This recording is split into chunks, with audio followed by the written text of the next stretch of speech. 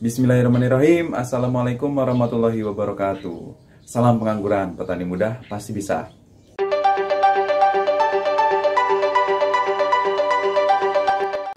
Apa kabar kawan-kawan semua? Mudah-mudahan dalam keadaan sehat terus ya, sehingga kita dapat beraktivitas seperti biasa, menjalankan rutinitas, dan semoga lancar begitu ya kawan-kawan ya.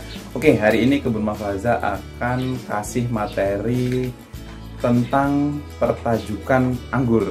Waktu itu ada yang request, saya lupa, saya cari-cari komentar-komentar banyak banget, sehingga saya lupa itu siapa yang waktu itu pernah meminta untuk membahas tentang tajuk anggur begitu kawan-kawan.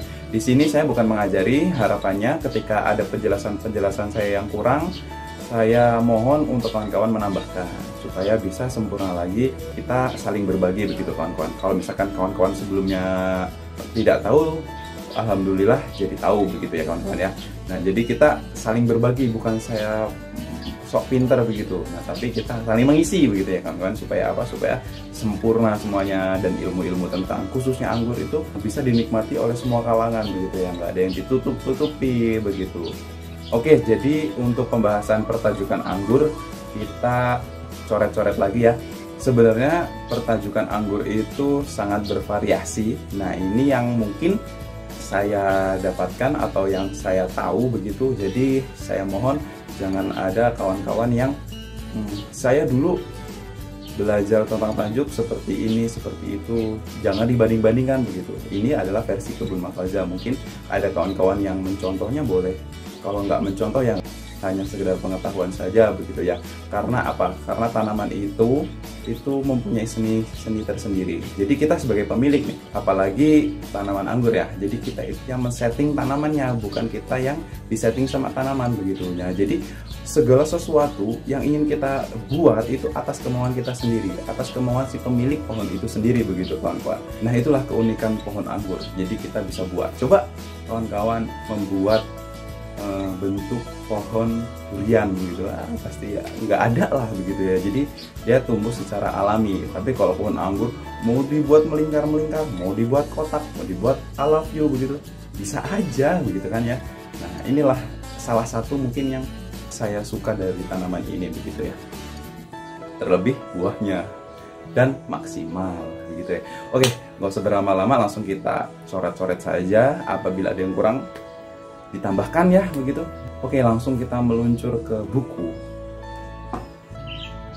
Oke kawan-kawan, sudah siap kita belajar bareng, kita berbagi bersama ya. Nah, oke, ketika kita membicarakan tentang tajuk anggur, ini setahu saya ya, jika ada kawan-kawan yang lebih tahu mohon ditambahkan. Nah, ini setahu saya, kalau dalam pertajukan anggur itu ada dua. Yang pertama sistemnya ya, sistem para-para, dan yang kedua adalah teralis. Nah, ini atas pengetahuan saya aja, jika ada lebih ditambahkan saja begitu. Nah, kita ngebahas yang mana dulu ini? Kita ngebahas yang para-para dulu ya. Nah, para-para biasanya begini kawan-kawan. Ini hampir kebanyakan kalau para-para digunakan di negara kita ya. Tapi tidak berpatokan, itu sesuai selera dari si pemilik pohonnya sendiri begitu. Di para-para ini, sistem atau pertajukan anggur itu ada yang menggunakan single cordon, ada yang menggunakan double cordon. Nah, kita bahas dulu apa sih single cordon itu. Single, kawan-kawan pasti tahu ya, single itu berarti satu. Nah, cordon itu adalah barisan. Setelah saya tadi searching ya, karena saya kan nggak tahu, jadi saya cari tahu begitu.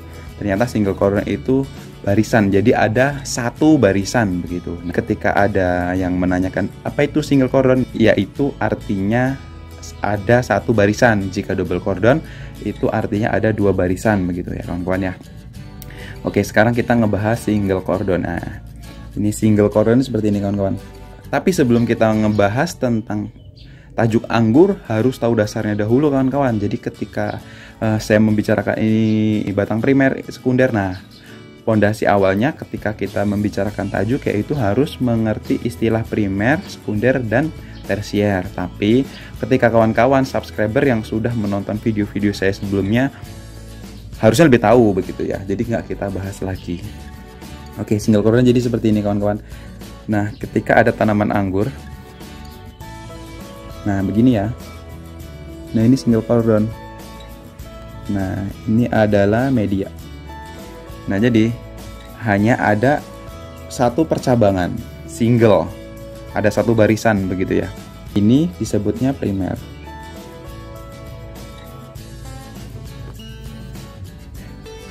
Ini sekunder.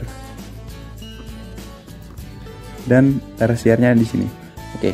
Nah, kalau di kebun mahfaza, kawan-kawan pasti udah tahu ketika kita memelihara atau menanam tanaman anggur, tunas air itu kita pelihara ya, nggak kita buang-buangin. Baik itu di primer, di sekunder, dan di tersier sendiri. Tapi kita harus melakukannya dengan benar.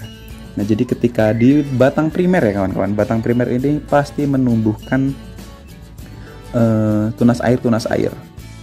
Nah, seperti ini. Jadi ini harus dipelihara. Berapa itu sesuai selera kita ya. Kalau kebun mahfaza itu antara 5, 7, 9, 10 itu ada begitu ya. Nah, tunas air di batang primer. Nah, single cordon ini adalah yang kita gunakan cabang terusan yang sekunder. Nggak kita potong. Nah, jadi primer dibelokkan terusan. Nah, terus ini disebutnya sekunder. Kita nggak melakukan pemangkasan. Nah, jadi sekunder itu batang terusan dari primer. Oke, sudah cukup jelas ya. Nah, ini sekunder. Nah, pasti tunas air yang di sekunder ini juga akan tumbuh seperti halnya yang di sini, kawan-kawan. Nah, jadi ini begini, begitu. Nah, ini dari tunas air tersiernya. Ini berasal dari tunas air dengan catatan apa? Tunas airnya vigor. Jadi kita bisa buat cabang pembuahan atau cabang tersiernya menggunakan tunas air begitu. Mohon maaf ini ya, karena kamera mungkin terlalu dekat sehingga autofokusnya kadang ke tangan, kadang ke buku. Tapi harapannya kawan-kawan bisa mendengar suara saya. Nah, ini adalah ilustrasinya. Oke, sampai sini paham? Nah, jadi single cordon ini begini. Hanya ada satu barisan. Primer, sekunder, tersier. Begitu. Cabang sekunder tidak perlu kita pangkas. Oke, cukup jelas. Ada yang ditanyakan? Langsung ditanyakan aja. Lanjut. Oke, sekarang kita akan membuatkan tajuk yang double cordon. Tapi double cordon di kebun mahfaza kita tidak menggunakan double cordon karena menurut saya single cordon ini adalah tajuk yang paling bagus. Efisien waktu juga begitu. Tapi nggak apa-apa, ini hanya pengetahuan aja ya. Jadi ada perlakuan berbeda sedikit aja. Pada dasarnya basicnya sama begitu ya kawan-kawan. Nah, jadi seperti ini. Kita buatkan dulu media tanamnya. Nah, ini. Nah, seperti ini kawan-kawan. Nah, samping kanan dan samping kiri. Cabang ini diambil dari mana? Misalkan kan gini kawan-kawan. Ketika batang primer ini tumbuh, nah ini kan pasti dibelokkan kan. Cabang yang ke kirinya ini bisa diambil atau bisa menggunakan tunas air. Dengan catatan vigor ya. Ini bisa kita jadikan double cordon. Tapi misalkan ini nggak vigor, itu gimana cara menumbuhkan dua tunas? Nah, itu dengan cara dipangkas. Itu bisa seperti itu. Ketika ini masih kecil, ini kita dipangkas di sini. Harapannya ada dua mata tunas yang tumbuh. Nah, ketika dua mata tunas yang tumbuh itu yang kanan itu dibelokkan, yang kiri dibelokkan juga gitu, kanan dan ke kiri.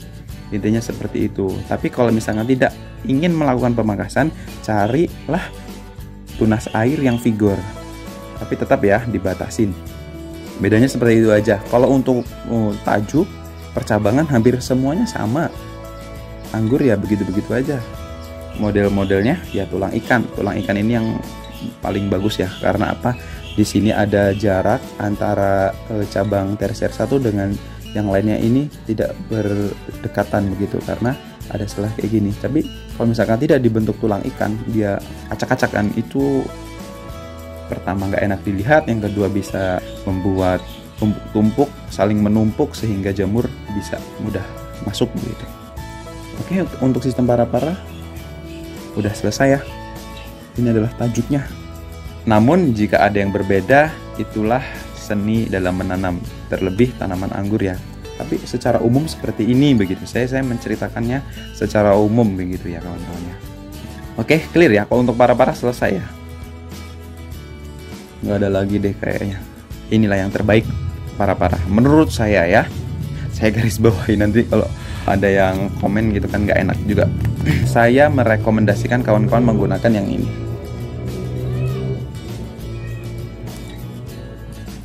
Rekomendasi. Nah, kalau ingin menggunakan sistem para-para, gunakanlah single cordon. Insya Allah maksimal. Nanti kalau mau saya kasih lihat pohon saya. Sekarang kita ngebahas tajuk dengan sistem tralis. Sayang buunya tali aja di sini di baliknya. Nah, sistem tralis ini ada menggunakan tralis Y, ada yang menggunakan single tralis gitu. Nah, tralis itu begini kawan-kawan. Kita buatkan dulu. Nah, sama nih. Hampir sama. Kalau di kebun Mambasa pasti selalu dipelihara si tunas airnya ya. Nah, kalau sistem tralis ini dia itu tajuk tersiernya, cabang tersiernya itu ke atas semua. Nah begini, ini diberhentikan ya. Jangan tanya berapa lah, udah tahu penghentiannya di berapa meter. Saran saya, jika ada kawan-kawan yang menggunakan sistem trellis, pastikan bentuk cabang dari tersier ini ada yang di bawah sini, ada yang di bawah sini, ada di bawah sini, di bawah sini. Saran aja ketika menggunakan ini jangan dibuang dulu yang menghadap ke bawah. Nah, jadi kan ini pasti pertumbuhannya ke atas juga. Nah, begini kan pasti. Nah, baiknya kawan-kawan melihara yang ke atas. Nah, nanti ini buangnya kapan? Ketika pangkas pembuahan. Cabang-cabang yang nggak kita gunakan itu kita buang. Tapi ketika untuk fase vegetatif itu kita pelihara. Untuk apa? Untuk supaya membantu fotosintesis, membantu membesarkan batang gitu. Nah, ini trellis. Jadi tajuknya itu ke atas. Cabang tersiernya ya. Nah, apabila kita menggunakan double cordon sama aja. Jadi tinggal dikasih yang ke kanannya. Nah, nanti ketemunya seperti ini. Waduh, terlalu di pinggir. Nah, sama aja. Ini melalui pangkas di sini boleh, menggunakan tunas air boleh. Mohon maaf ya, banyak ngobrolnya. Tapi semoga nggak mengurangi konsentrasi kawan-kawan semua. Ada lagi sistem tralis Y. Tralis Y sebenarnya hanya penataannya saja yang berbeda. Ketika kita menggunakan tralis yang biasa seperti ini hanya ke atas saja kawan-kawan. Kalau tralis Y modelnya seperti ini. Nah, jadi ini primer. Nah, sekundernya di sini. Sekunder. Nah, inilah. Ini sih tersier, hanya dibuat mod Y ya, kayak huruf Y gitu. Jadi antara lebih banyakkan tralis Y yang cabang yang digunakan karena dia tidak membuang dari yang menghadap ke bawah. Nah, kalau ini kan pastikan ke atas semua. Jika menggunakan tralis ini terlalu rapat jika ke atasin semua kawan-kawan. Solusi biar nggak rapat ya menggunakan tralis Y ini. Yang percabangan berikutnya ini udah ada jaraknya begitu. Ini yang banyak diterapkan di negara-negara luar ya. Apabila udah skala kebun. Nah, kalau skala kebun baiknya menggunakan tralis ini. Tapi kalau rumahan kayak di tempat kita sendiri itu bebas ya. Sekali lagi bebas, bukan saya mengharuskan gitu, enggak. Saya nggak mengharuskan. Itu kembalikan lagi kepada si pemilik pohon mau dibuat seperti apa. Nah, itulah enaknya tanaman anggur kawan-kawan, kita yang setting tanamannya. Oke. Saya rasa untuk pertajukan anggur yang saya tahu hanya ini. Jika ada yang kurang, kadang-kadang saya suka lupa. Sebelumnya saya pengen ngasih tahu tapi lupa begitu. Nah, jadi kalau misalkan ada yang kurang jelas, langsung ditanyakan di kolom komentar saja supaya mengingatkan saya. Kalau misalkan saya bisa langsung nanti saya jawab begitu ya kawan-kawan ya. Udah komplit sih kalau menurut saya. Tajuk anggur hanya menggunakan para-para dan teralis. Kalau ada pertajukan lain silahkan. Satu lagi kawan-kawan, ini satu lagi tajuknya Tangerang Grab. Nah, Tangerang Grab ini coba memodifikasi antara sistem teralis dan para-para. Tangerang Grab itu ownernya siapa? Ownernya adalah Eki Pasmadirja. Eki ini adalah mazhabnya ini ya, Kebun Mahfaza ya, rujukan. Jadi kawan-kawan, apabila selain menonton di Kebun Mahfaza, boleh menonton di tempatnya Eki Pasmadirja ya, langsung di sana ilmu semua. Tujuan saya itu kalau emang itu baik ya, saya bantu bagikan begitu. Kalau misalkan belum tahu, dicari aja apa namanya channel YouTube-nya tuh, Tangerang Grab, boleh tuh, banyak banget ilmunya. Saya juga belajar di situ, saya rekomendasikan. Tapi banyak kok kawan-kawan yang mempunyai channel yang bagus-bagus, banyak banget. Kita ambil beberapa rujukan. Tapi mazhabnya Kebun Mahfaza, mazhab itu apa di agama Islam itu ini ya, mazhab Imam Syafi'i gitu. Nah, kalau mazhab Kebun Mahfaza terkait anggur ya, mazhabnya di Tangerang Grab ya. Nah, dia jadi memadukan antara sistem teralis dan para-para. Kalau kawan-kawan belum pernah lihat, saya kasih ilustrasinya seperti ini. Nah, jadi dia ini tanaman itu begini. Ini primer. Nah, ini sekunder. Ya, saya buatkan dulu biar nggak pusing. Oke, ini primer, ini sekunder. Nah, inilah tersier. Nah, tersier ini biasanya ini dipakainya untuk sistem pembuahan yang long spur. Jadi pemangkasannya di atas 15 daun atau 15 mata tunas. Nah, jadi ketika dia udah nyampe sini, ini cabangnya jadi para-para. Nah, begini kawan-kawan. Ini tajuk Tangerang Grab.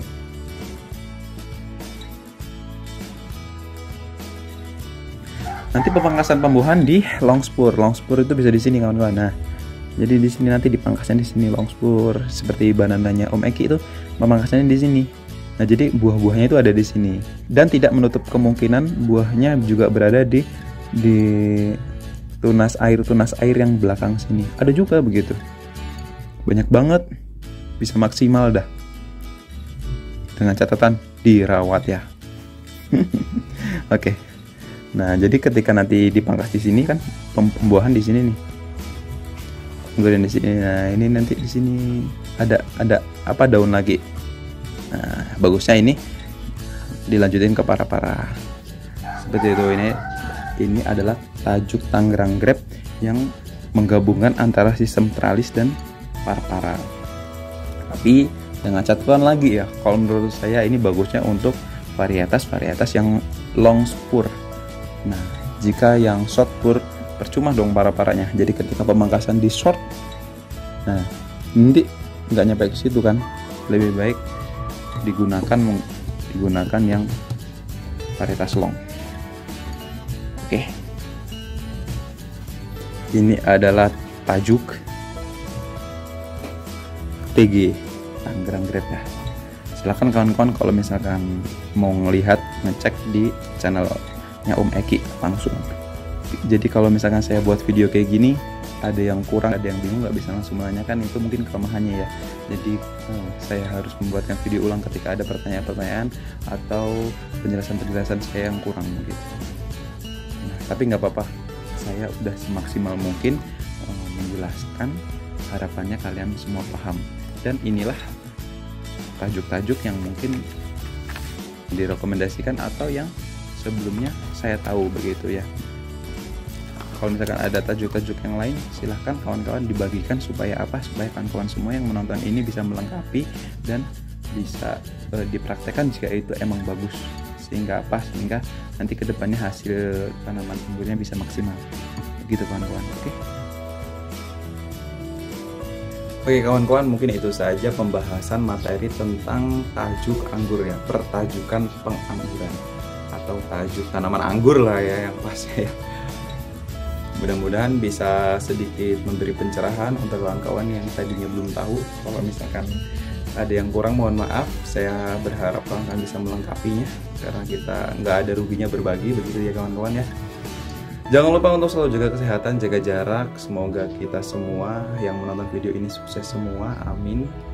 Salam pengangguran, petani mudah pasti bisa. Saya akhiri. Wassalamualaikum warahmatullahi wabarakatuh.